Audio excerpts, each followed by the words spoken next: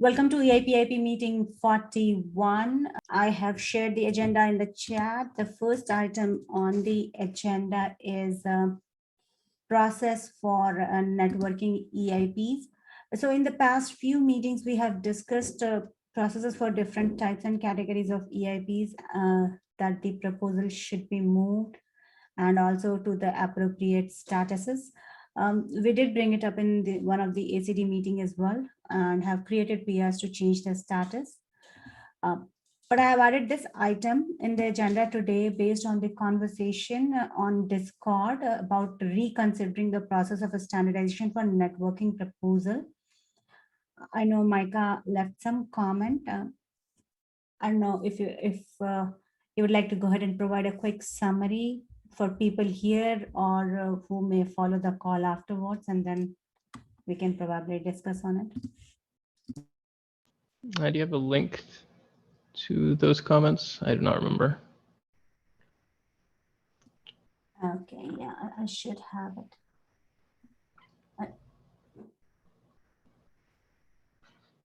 Oh, is this referring to the comments I made in Discord?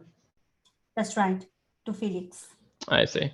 This is just that I've noticed that networking EIPs in particular seem to, the people who write them seem to be very dissatisfied with the EIP process.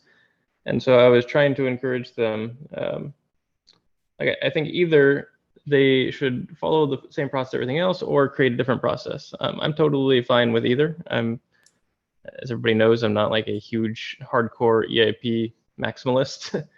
The issue is just that like basically it's Felix and Peter are the only ones who do networking EIPs. I think I have one, but they're really hard to, like, they just don't fit within. Nah, that's not even true. To me, it feels like the process is okay. They just, write the EIP and then they just leave it. Like, yeah. So if they would just be there to make it go to final, I think that would be, all that we're looking right. But they, for whatever reason, they don't want to do that. And this is why I say that either do that, like follow the EIP process, or create a different process. And I think both are viable solutions. Like if they feel like the EIP process is not a good fit, then I think that's totally fine. And I think there's other processes that one could design. It seems like what they want is they want to use the EIP process as a means of advertising. So like they don't want to actually do the EIP process. They just want to use it as a way to communicate with people. And I feel like that's not the right usage of the EIP process. Like we have a process in place in order to ensure standards, are of certain quality, and that there's steps you go through to make sure you're getting the reviews you need, etc. It's not really designed to be a place to just advertise a change that you made in your client. I feel like my take on this was slightly different. It felt like they find it useful to use it in the beginning, and whenever it just turns out they are generally the only people doing the networking East, but they do appreciate, oh, we have Felix. Hi, Felix.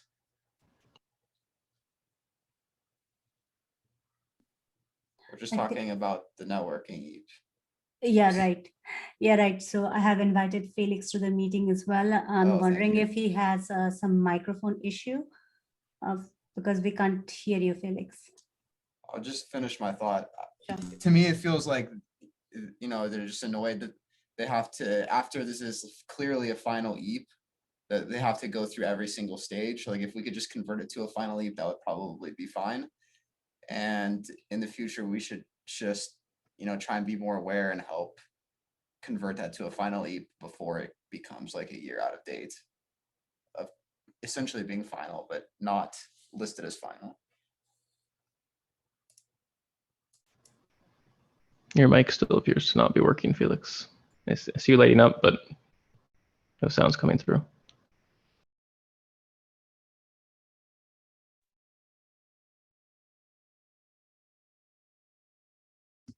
Yeah, we still can't hear you. So my general concern with just moving these to final is that I'm a big fan of incentive alignment. And if we do this, then there's now an incentive for, if you don't want to go through the EIP process, you just simply have to wait long enough. And then you can avoid the process. And the process exists for a reason. Like we don't have the review step and the last call step just for fun. Like we want people to go through these steps so that way we get the proper feedback at the proper times in the life cycle, et cetera. And just skipping them just because someone waited long enough, I feel like is going to lead to misaligned incentives. Hey guys, I hope you can hear me now. Yeah. Yep. I'm sorry, there's always the big trouble with the audio. I don't have a lot of time, but I guess you are already discussing this like networking EIP problem. Yep. Yeah.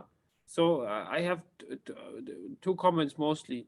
So I think in general, the EIP process is, kind of okay. And I think that it may even work for the networking EIPs of the future. But I think at the moment, the discussion is about the networking EIPs of the past, which I think are different because at the time when they were created, also the E process was very different and it was less organized with the all core devs. And I think it's just from a different time. So that's kind of the main difference. And then the other thing is that I want to say about it is that so I mean, I think the point of the E process is to aid the client developers in making the correct decisions about implementing stuff. And, also like aligning the client developers. And for the Ethereum consensus, it makes a lot of sense because obviously they all have to implement the exact same thing. So it's kind of like the E process also serves as the kind of repository of the specifications, for example, because you just need a specification to develop the change in the clients. And so, obviously the feedback is very clear. And since everyone has to implement it exactly in the same way, it's something that can also really easily be verified, by tests and stuff if it's actually implemented. And then with the networking things, we are in a much better situation regarding the testing now. But, earlier, especially when these EIPs under discussion were created, it was, kind of, we were mostly just trying to capture, like the general idea. And since the clients were like so kind of like disorganized regarding the networking, it was just kind of, we just thought it's good to, like publish the changes somewhere in the sort of official way so that we can bring it up. But it's not really, I don't think it is like as necessary for the networking to be like 100% aligned for the clients. For example, it would still be possible right now for the clients to use, alternative networking mechanisms as well, as long as, because ultimately we want all the clients to be able to connect, so they should implement some common thing, but they can also implement arbitrary extensions to it or whatever, like it's just not regulated like so tightly as the Ethereum consensus is. And so for this reason, I think the networking EIPs are more like, like sort of like kind of like informational. I mean, like there is a spec and the spec says what you're supposed to implement, but we have also seen that like half of the clients don't implement all of the specs. So they already like out of spec most of the time. And then, other clients, they just have, like their own extension, which doesn't have a spec. So it's kind of like, it's not really like, as there isn't really like the canonical way to do it, and while it would be nice if, at some point we could all agree, I think this will never happen. So it's kind of like the question maybe if, like it's so necessary to really like use the very strict process for this stuff. So I think that one of the things that makes me lean slightly towards not using the EIP process is because unlike other consensus changes, the networking protocol actually does have, the like a web page that defines it. Like it's actually spec'd out somewhere else. And having that spec'd out, and I believe you maintain that website, right, Felix? The RLPX stuff. Yeah, so the specs, yes, so it has its own specs, and but I can already interject right here. So basically, the reason why we have the specs is because I use these specs to document, what the protocol actually is. And my reasoning always behind the specs was that I want them to be very comprehensive, but at the same time, most of what's written there is just basically also just documentation about what the clients are really doing. So in a way, the spec there, it's not really like a spec first approach. Like, I mean, we in Go Ethereum, we kind of do it this way. So we kind of create the spec first and then we make the implementation. But we have also, like, I mean, especially with the specs, I have, basically just try to write down, what is the actual behavior of the clients. And there was no spec for it, like, before, and there was also no EIP for it before, for things like, the transaction handling and things like that. It's just stuff that, like, was kind of like one-off invented by someone, and then later I just put it in the spec because I think it's the right way to do it, So I think we cannot really make, like, so for me, the networking EIPs have the independent purpose from the spec, which is to, like, lay out the change in advance. And then once it's implemented, we can always, like, refine the spec and, also apply what we learned, from implementing the EIP version of the changes or something, like this. There isn't really like I don't really want to make, like my own like Ethereum networking improvement proposal thing, because that is just silly. I mean, there's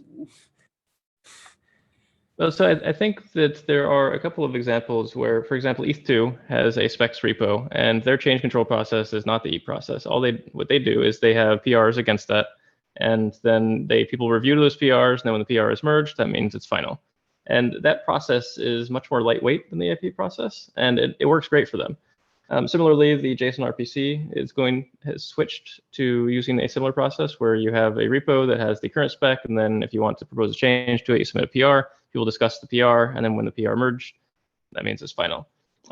Those processes, in my opinion, are lighter weight and generally better. In fact, I would like to move the EIP process to that eventually. The problem is we don't have a spec like in GitHub for Ethereum, particularly the consensus, Ethereum consensus. And so we can't do a PR-based approach. It feels like the networking stuff is at a place where we could switch to that. So that's why I advocate for it, is because I actually do think that's a better way to do change control, is to just have people submit PRs against an existing specification document, and then you can discuss on that PR what, pros, cons, back and forth, all that. You can use that PR as a way to alert people of the changes. So again, using ETH2 as an example, they very commonly will link their PRs, to each other, and they come up in the ETH2 calls or the consensus calls. And so the reason I advocate for this isn't because I want the networking stuff out of the EIP process. It's more that I think this is a better process. And since the networking stuff is already very close to being able to switch to this process, it feels like it might be a good time to switch over. It also avoids having, this kind of two separate processes, where one is you have the spec over here that you're working on, and then separately you have the EIPs that you're working on, and then you have to kind of merge them. Like, you can just do it all at once in one place. Okay. Yeah, well, I mean, for me personally, I'm not bothered by this, like I'm happy to also, like adapt the spec for the EIP, and it has happened in the past once.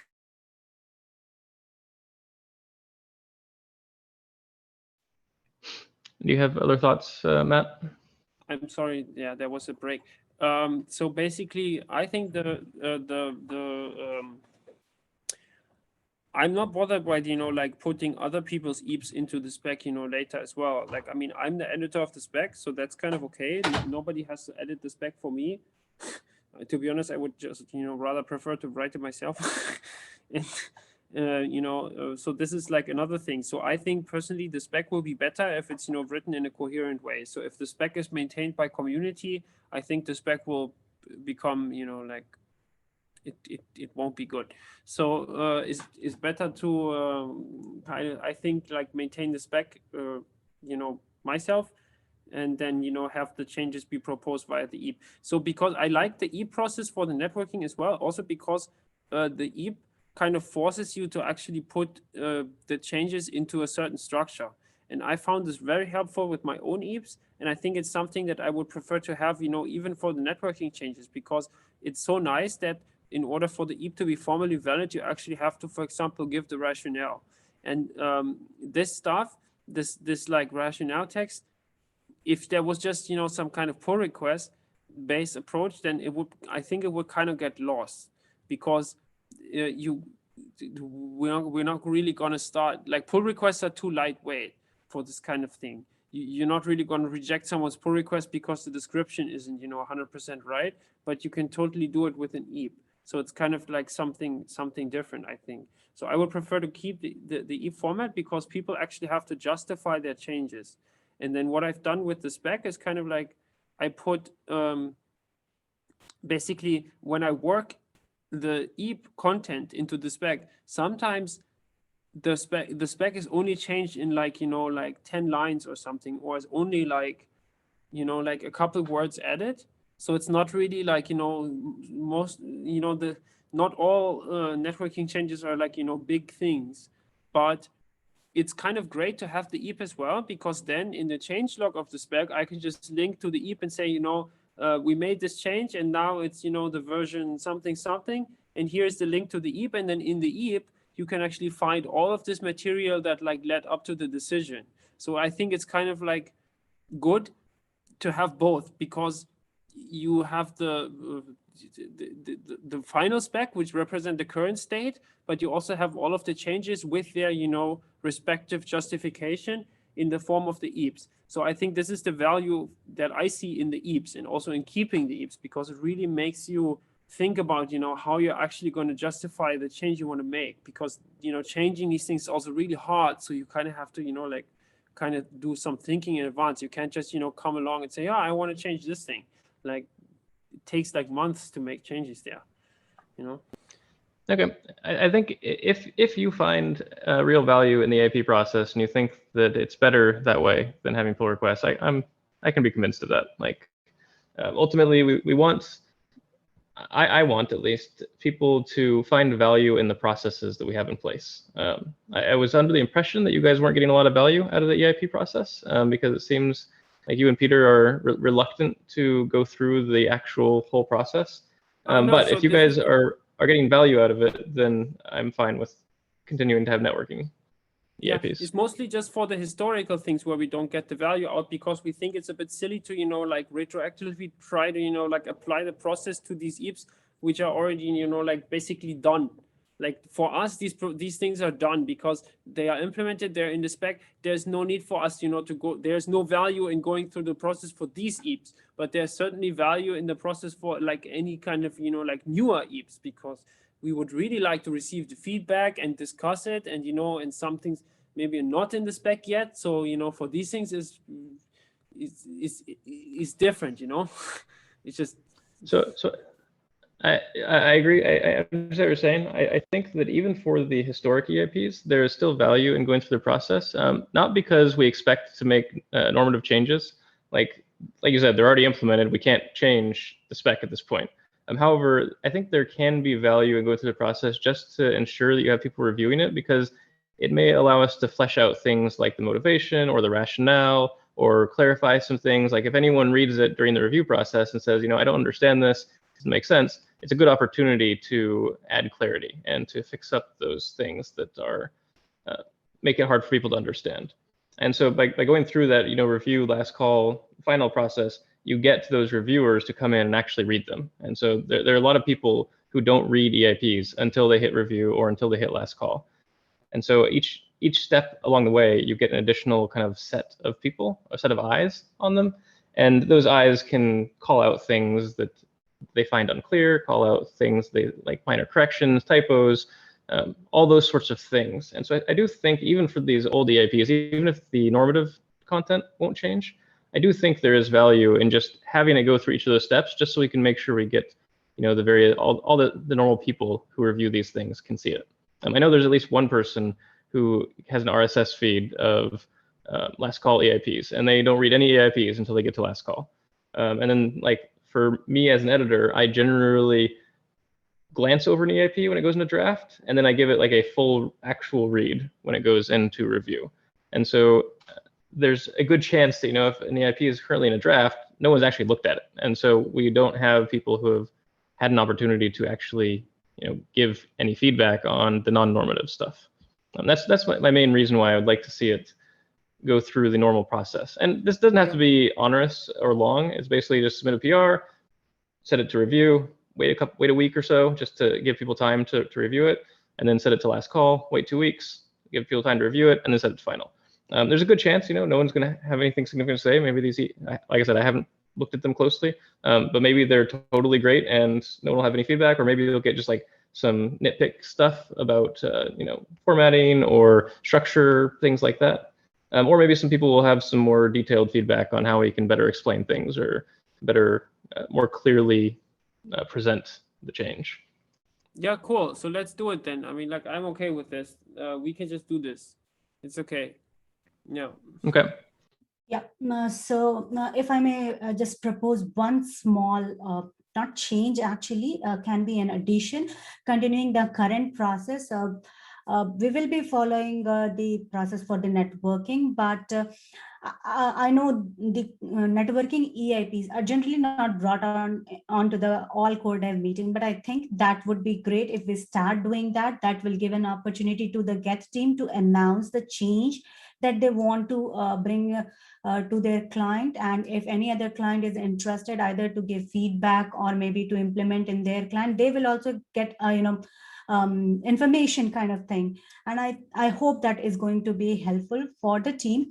Just I have one point here to mention. There are certain proposals, I mean, at least one I can see here is EIP 3436, which is proposed by Dano Farin. I was trying to reach out to the author, and his point of view was like, it depends on Get client. So my question to Felix here is like, what to do with the proposals which are, because Get's implementation is like major implementation in Ethereum. If we come across certain proposals which is not by the Get team but from some different team, how do we want to handle that? Oh, is this one? You mean the expanded click block choice rule? Right. Yeah. It's kind of interesting because there is actually an EIP for the click. So this is not Get specific, and it's also implemented by other clients as well. So the click protocol is EIP 225, and it is final. So this one is just an extension of the 225, and it's in review for some reason. Yeah, I mean, the question is mostly just who should review it, and I guess it has to be brought up in all core devs, you know, because if it's in review, it's something that kind of everyone would have to implement, I guess. Why is this networking EIP? This feels like a core EIP. This is a consensus change, right? Yeah, it's not, well, yeah, it's a click consensus change, so it doesn't really impact, you know, like it implements a testnet only. But yeah, technically it is a core EIP. I think he made we should change this to core by mistake. Yeah, because the motivation says it's about these deadlocks in the testnet, and yeah. So this EIP is technically a core EIP. You're totally right. It is not related to the networking. So by the way, we can get that fixed, I think.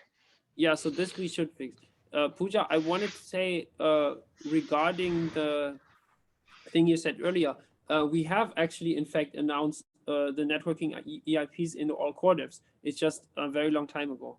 So I think we will absolutely bring on the networking EIPs to the all core devs every time, like at least, you know, me and Peter, when we write the next one, which is already planned, you know, by the way, we already have another idea for the next networking EIP.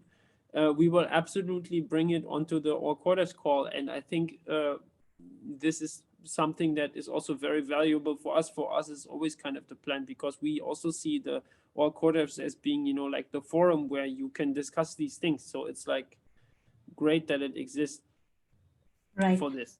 So we will definitely do it, is what I want to say.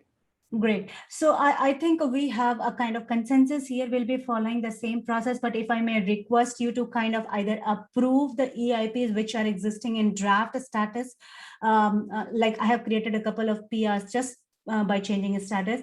Either it can be approved by the author, or if Get team has time and they would like to create their own pull request and change the status, so we can at least move the present, which is like very, very small numbers of EIPs, which are not confirmed, like not in final status, and we should be good to go forward, and it is fine to follow the existing process.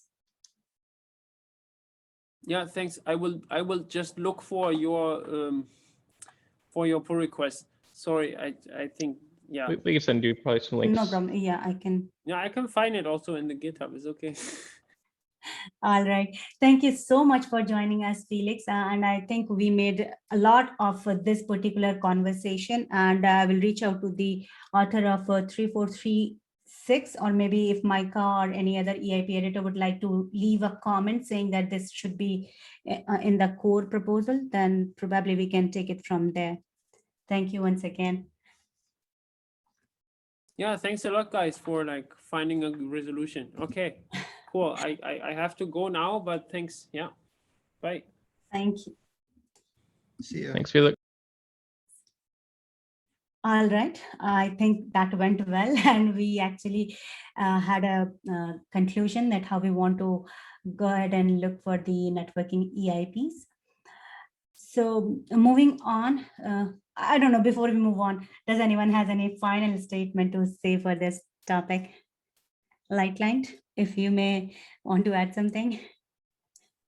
No, I think that this is fine. I think generally a little concerned with all of the different processes that sort of tie into the EIP process. It doesn't feel like things are streamlined, but I don't think this is something that we can just solve in one day. I would agree. I was agreeing with Micah's proposal as well, but what I understood from the Get team is like, if they have to move it to PR based, the most of the effort would be coming from their end to actually have it streamlined. And if they prefer to go by the EIP process, I think that should be fine for us too. Yep. All right, moving on to the item number 2, which is progress update on moving to stagnant status by bot. I have added the link. So in the past few weeks, a substantial amount of work has been done by the EIP bot and editors. Not sure how I feel about thanking Alita for activating bot for this job, because it feels like the number of open issues, number of open pull requests are back to where we started, but I hope that it will be like closed in near future. So Alita, I see you have left some comments, but if you would like to go ahead and speak for it. Oh, do you mean like a couple of them were open and then they were closed? I mean the changes or the proposals that I see that you have recently closed some of the issues that we added to kind of modify the bot accordingly, like what would be the closing period, like 2 weeks time or something like that. Want to explain on that? Yeah, so I mean, I implemented several features here for the stagnant bot. Now it kind of so it auto cleans like any backlog stuff, or if it creates a new PR by mistake, then it will that was like a repeat of a previous one, then I will delete that one on the next run. So anyways, I implemented a bunch of features and I fixed a bunch of bugs with the stagnant bot. I'm sure we still have a ways to go before it's like actually really good. I know I'm sure Micah or people who like are actually looking into the PRs, there's like I think there's 200 right now for the stagnant bot, which I mean, if there's that many, then you know, but anyway, yeah. So moving forward over the next few weeks, you can see my comment on this agenda, but I'm really working on some bug fixes and feature requests. I have some kind of final notes, which are please leave any requested features or bugs you notice as a issue in the EIP bot repo, because it makes it a lot easier to track. And then I think there was one other, but it's basically it. Is the plan that after some amount of time has passed, we will automatically merge those PRs if no one's commented on them? Yeah, so they're just gonna be automatically merged no matter what currently after 2 weeks. So if we don't want them merged, we should close them out before the Correct. 2 weeks passes, right? yeah, Okay. and then essentially I have. like, and then essentially like, excuse me, you're gonna close it and then it's gonna be reopened the next week. So you're gonna have to close it every week until I can implement some sort of better solution to that. Also, the bot checks to see if there is an existing PR of some kind against the EIP, right? Or does it not do that? That's not a feature implemented yet, no. But that I see, okay. excuse me, it is a planned feature. I would say of all the features, that would be the highest priority one, because we don't want to have to. Because like what happens is market is withdrawn. User comes in and says, "Hey, I created a PR to move this to review," but they're waiting for an editor to review it, and sometimes that takes like up to a week or two. And so in those cases, the user is doing everything right, and ideally we wouldn't be opening a new PR against them, every week, pestering them because it's not their fault. I think it's on us to get their PR reviewed. Okay, yeah, I mean, I can do that before I fix the bugs. So the current prioritization plan was fix bugs associated with the main EIP bot and then do feature work, but I can prioritize that feature above all else and get that done this week. I think that I wouldn't say above all else, but I do think that particular feature is pretty important, just because it's going to be very confusing for users when they keep getting pestered about their EIP needing to be withdrawn when they're doing the right thing. I think it's very confusing for people. So like if there's some critical bug, I think that should take priority. But if it's just like little miscellaneous bugs, then I would do this feature first, I think. Just because, like, to me, this is basically a bug, pestering people to close their EIPs that they've already done the right thing on. Okay, I will prioritize it accordingly. All right. And just again, repeating it, if you have anything that you would want to be changed in the EIP bot, please create an issue in Ethereum EIP bot GitHub. We have provided the link in the agenda item. Moving on.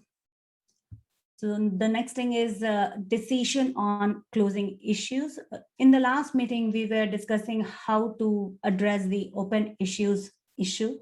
Historically, the issue section was used for discussion, but we kind of discussed in the last meeting that we would like to move the discussion to Fellowship of Ethereum Magicians. So it would be convenient for all like EIP author and the client dev and the community to just go and check the new ideas and improvement proposals there. So in my experience, it's not a healthy practice to have like a lot of open issues because it's not kind of good reflection of the work being done or managed by the team who is managing the GitHub repository, though I know that people are putting a lot of effort and time into it. So I want to, kind of bring attention to it so we can come to a resolution and way out. In the last meeting, Micah suggested getting it done, like resolved with the help of EIP bot, marking them as an stale issue the way we are addressing the pull request, but it's not under production yet. So I did try to leave some comments on a bunch of issues, and a few people actually created a thread, but the item, like the issue, is still open. I'm trying to understand here how we can like close these things, or how do we want to handle this issue, and how we can actually encourage people to open issue if there is an issue or they are looking for any help, not for general discussion.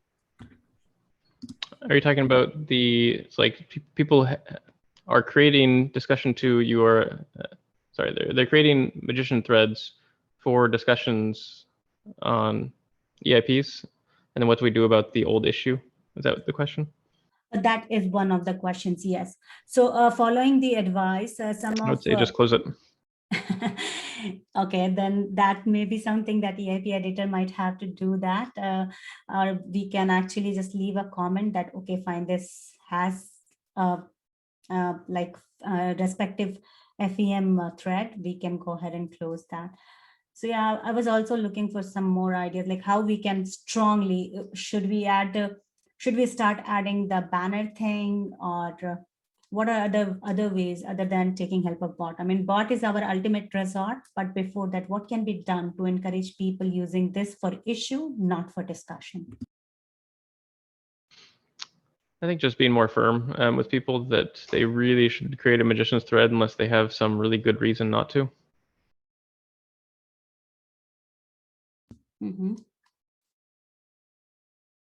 Yeah. Like, Ken, do you have any thought on that? Is laziness a good reason? Because it seems like that's the main reason most people just create a GitHub issue.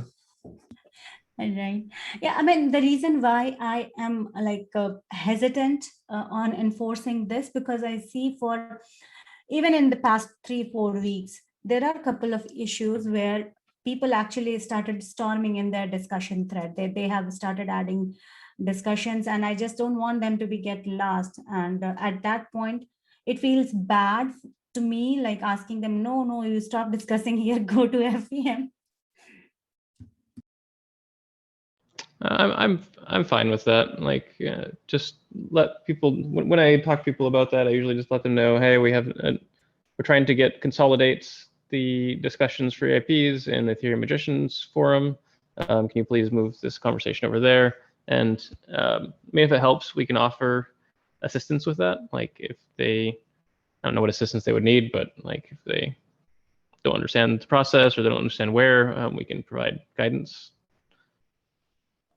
Right. While we have Alita here, I'm just trying to understand. Alita, if I understand correctly, the bot leaves a comment on the first issue. If some issue is created by a new user, they leave a comment, this is your first issue, go ahead and refer to EIP1.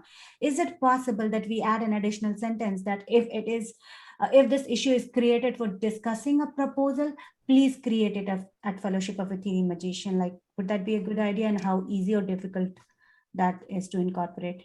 I mean, yeah, I think that would be very easy to incorporate. I could probably do that in like 10 minutes.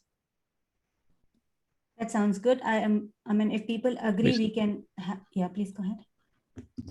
I always need the text for it. I don't know. Do you have a specific text you'd like to use, Pooja? Oh, not really. I mean, just my idea was like, as we are suggesting them to follow EIP1, we can just add an additional line saying that if this issue is created to discuss proposal, and add the link as discussion 2, please close it and create a thread at Fellowship of Ethereum Magician. Yeah, there should be like, as soon as we find the line, it should just be like anyone can submit a PR to the bot to make that change in text. I don't know where that text actually lives is all. Yeah, do you mind copying that into the chat, Pooja? Okay, I will. Yeah, I will send it to you. Okay, in the Discord channel. So if people want to change the text, we can do that.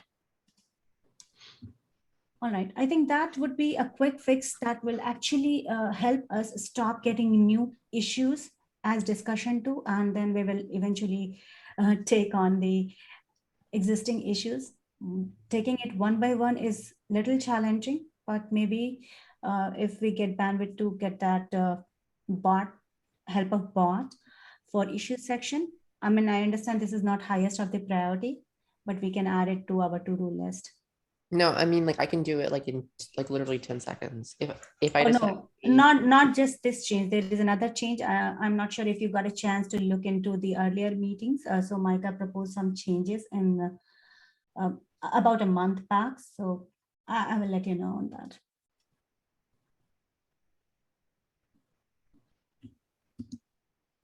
All right, I think is going to help us a lot.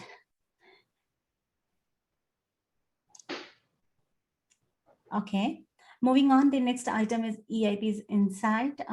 So I have recently started curating a list of EIPs, which is moving from one status to another status. This EIP Insight actually, I know that it is going to be used by very niche user base, but I have a feeling that it can be useful in long term. So for people who are interested in tracking EIPs and they want to follow what changes are coming up in Ethereum blockchain, this monthly report will be helpful. So if anyone has any suggestion to add things to this monthly reporting that people may find useful, please let me know.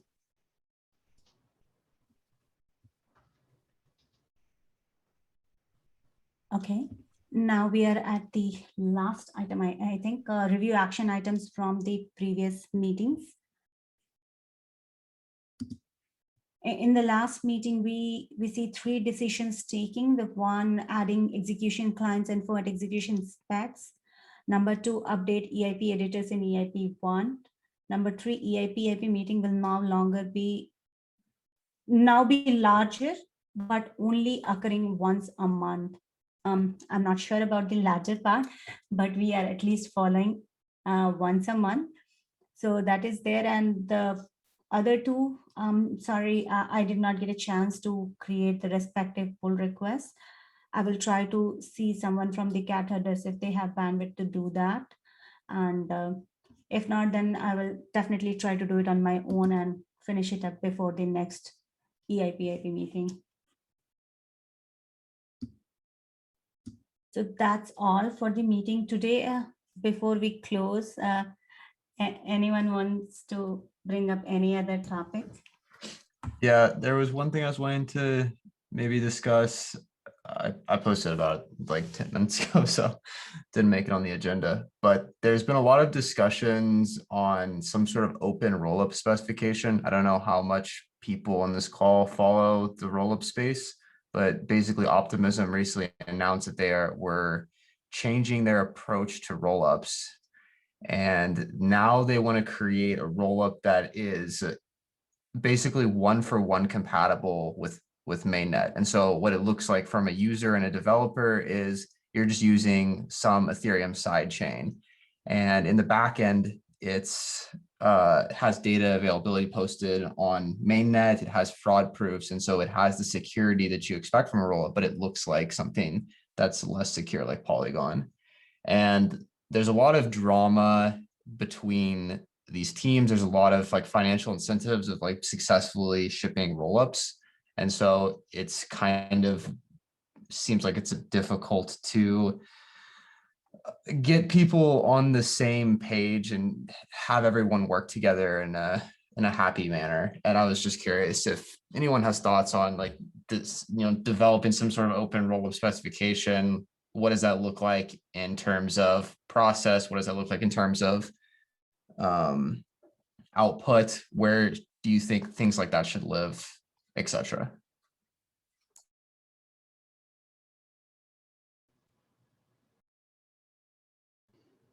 So this is for standardizing rollups. Isn't part of the idea with rollups is that we don't standardize them so people can experiment? That's one of the hypotheses that people make about rollups. I think that things are changing a lot, and what people are finding is that people want to have an environment that looks exactly like Ethereum. They don't want to have to think about different nuances of the virtual machine or like different state layouts. They just want all the tools to work exactly like it works in Ethereum. And so now you kind of have an endpoint that everyone is trying to converge on. We want to be able to have a rollup that emulates the Ethereum like mainnet environment. And so it's a matter of like, how can we create a fraud, basically a specification for a fraud proof mechanism that allows that environment to be verified on mainnet. And that's kind of what people are working towards. And, people of course can still implement their own things, but I think there's a lot of value in having something that's one-to-one with Ethereum, because now you get to use these tools, all of the tools that are already implemented for mainnet, again, for free on your rollup. So I'm not personally a fan of this, but I mean, woe be it me to try to stop anybody from doing bad things on the internet. If people want to create EIPs for a one rollup to rule them all, by all means, probably would be an ERC, I think. Like I said, I'm not a fan. Like I think that trying to, like, I recognize the value of standardization, and I think rollups are not the right place to do standardization. Like I get that, you know, it's nice to have tooling that works across them, etc. Yes, but you know, that's not how we progress. That's not how we do better. That's how we just do more of exactly the same thing we've already got, which is not great. You don't think that there is significant amount of re-engineering almost the exact same things across every rollup team, and that's not something that you think is a problem? So I think that, so yes, there is some amount of re-engineering, but there's also exploration and experimentation. Like people are doing different things and trying to figure out what works. And I think that's incredibly valuable. And if we encourage people to all do the same thing, then we lose that exploration and experimentation. And so we lose that value. And so what I don't like is losing that value. Yeah, so I guess there's like two things I'm trying to understand which you were specifically talking about. So there is the exploration, experimentation of the actual runtime environment that people are going to be using. And this is, you know, a different virtual machine, a different state layout, all of those things. And then there is the backend that the users don't see, but that allows for the optimistic roles to be proved on mainnet. And so with this new standard, the idea is we already have a specification of what the runtime environment looks like. It's just Ethereum. And so now we're trying to develop a standard for proving Ethereum on mainnet. And you're saying it's good to have this exploration of people doing different things. Are you talking about both of those, one of those? And do you think it's possible in a standardization process to have that type of exploration? So I'm talking about both. So for example, Arbitrum has had, I don't know, I haven't paid attention recently, but they had a different mechanism for doing their fraud proofs than Optimism did. I think I heard Optimism is switching to Arbitrum's solution because they found it better. But again, I don't follow very closely. And I feel like that's very valuable. Like the fact that Arbitrum went and did something different and they tried something and it seems to have worked and they like it. I don't like discouraging that. And when you introduce standards, you kind of discourage that. Not, I wouldn't say discourage, but people are more likely to follow the standard because it's easy rather than going and exploring and trying new things, which I would like to incentivize people to do at least a little bit. Yeah. Okay. So I'm like super on board with people who want to build different runtimes. Like I think Fuel Labs is building a different runtime for contracts, and totally on board with them doing their own things and experimenting. I'm like more worried whenever there's a lot of people who have this end goal of recreating Ethereum. And now it's a matter of you have different families of proofs. And so Arbitrum has an interactive proof, and Optimism was originally doing a non-interactive proof. And so these are just families of doing these things. And if you have 3, 4, 5 teams who are implementing these different families, it seems like there's a lot of the same work going into, you know, rebuilding, rethinking through. Like you kind of already have subtyped yourself into a family of how you want to solve the problem. And it feels like if they just work together, it would be better. So I think in that case, it sounds like maybe what you want is just an open source project rather than a standard. So I think like if you have 2 rollups that are building basically the same thing, it feels like they should have, ideally, in that perfect world where everybody gets along and works together happily, there would be, you know, a library repository that both teams contributed to and worked on, and that library would then be used in, you know, rollup 1 and rollup 2. And that feels like a better fit than a standardization process. It's just like they want to share code basically. And, you know, the best way to share code is open source. I don't know if these teams are currently open sourcing their stuff or they all are Yeah, licensed or their things are closed. open sourced. I think it varies between MIT and GPL. I'm not sure exactly which. I think most of Optimism stuff has been MIT. And then anything that forks Geth is obviously GPL. Yeah, so it's really a matter of getting people together and thinking together. Yeah, and I'm definitely a fan of people contributing. You know, Linux being the canonical example, you've got a billion different flavors of Linux, but they all have the same kernel, more or less. And you know, just using open traditional OSS processes to build that kernel, and then everybody uses them, I think is very reasonable. I don't think that like writing a standard for Linux is the right solution here. I think Yeah, having so- that shared kernel library is the right solution. Okay, interesting.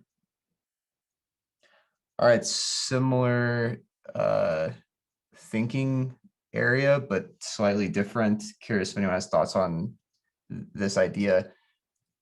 The way that Ethereum was launched, we didn't have any mechanism and protocol to fund the development of the protocol. And I think we're past the point where anything like that is plausible to implement in the L1. What do people think about rethinking this in L2? Like, is this something that might be plausible where you have some mechanism where the fees that are burned are actually go towards some sort of public goods funding rather than just being burned to the protocol? So I like the idea of somebody getting paid to build useful things. I'm a big fan of that. The problem historically has always been deciding who gets paid and how much. This is much easier when you have like a company behind something, and that company just gets all the money, and then the people who lead that company can decide where that money goes. It's much harder when you don't have a company. Instead, you've just got like some amorphous group of people who are all working together like you have on Ethereum.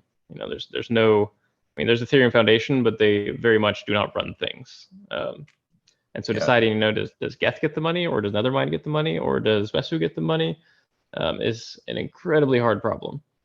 So with rollups, I think that if your rollup is designed where you have some central person who is the development team, then yeah, I think it's totally reasonable. And I personally don't have any problem with them receiving a reward for their work, or payment for their work.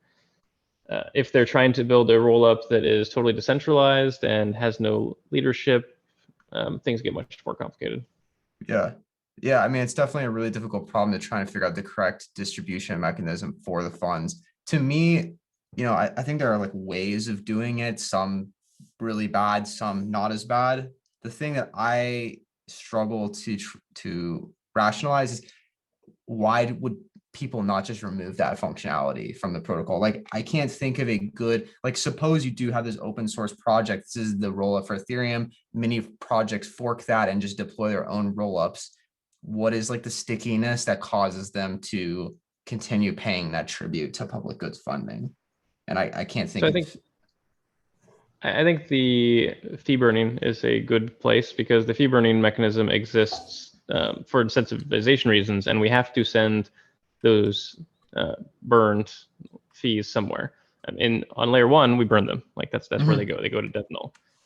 However, they can go anywhere. Like there's really no reason to pick one place or another. And the reason we picked on L1 to burn them was because deciding to go anywhere else was way too contentious. And burning them is the non-contentious solution. If you're spinning up your own new rollup, you can pick where those go, and you can just say, you know, it goes to my account. And they're gonna, if someone forks and does their own thing, they can send those somewhere else, but they're still gonna go somewhere. Like they need to not go to miners. That's critical for incentives. But that's basically it. They can go anywhere, and so I think that's a good opportunity, because those fees do, you know, need to be collected for incentivization reasons and, you know, functionality reasons. I guess I'm just like curious. So let me give you like a straw man of how I think it could be done. So, you know, my end goal is I would like to have some kind of social pressure or some stickiness factor that causes those funds to go to public goods, because if it's just an address, they can always replace the address and go to the dev team.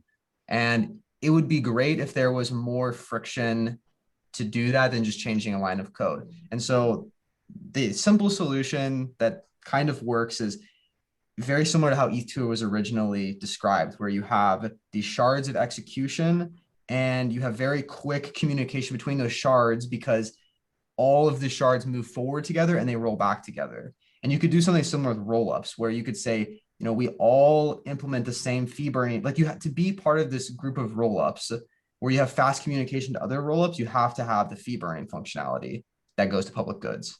And so now you can like join that group of rollups and everyone rolls back together, everyone goes forward together, and you can quickly communicate within one block to other rollups. This is better than the finality that you have to wait for many other things. And so that it could be a way to cause people to create friction. Like if you don't want to pay the public goods funding fee, you can deploy your rollup outside of that. But look, you're going to have a longer finality period and the communication is going to be slower to that group of rollups. I don't know if you have any other thoughts on like how to incentivize on a social or technical layer.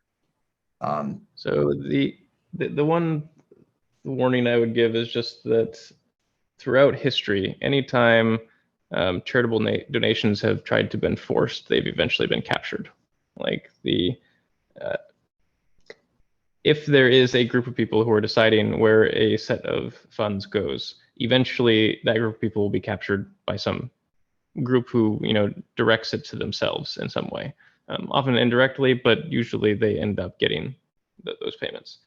And so by allowing people to do charitable donations on their own, it is a very strong deterrent against capture of those charitable donations, because as soon as someone captures it, people just simply stop giving that money to that group. Whereas if you try to enforce that, you know, everybody who wants to participate in this, you know, conglomerate needs to send their money here, then you end up with now like you said, it is very sticky. And once that stickiness exists, now there's incentive to capture it, because it's very hard for people to stop sending their money there. Whereas if it's just purely optional, like people can send their money where they want, then it's much harder to capture. And so that's, I think, my biggest worry about trying to force people to fund public goods is that eventually that's going to get captured if it's enforced in any way.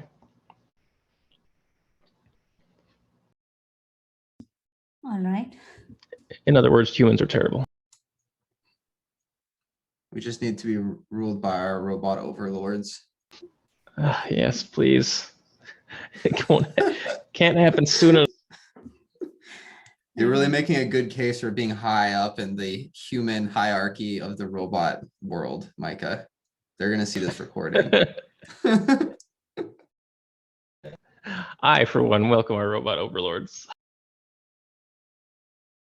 All right.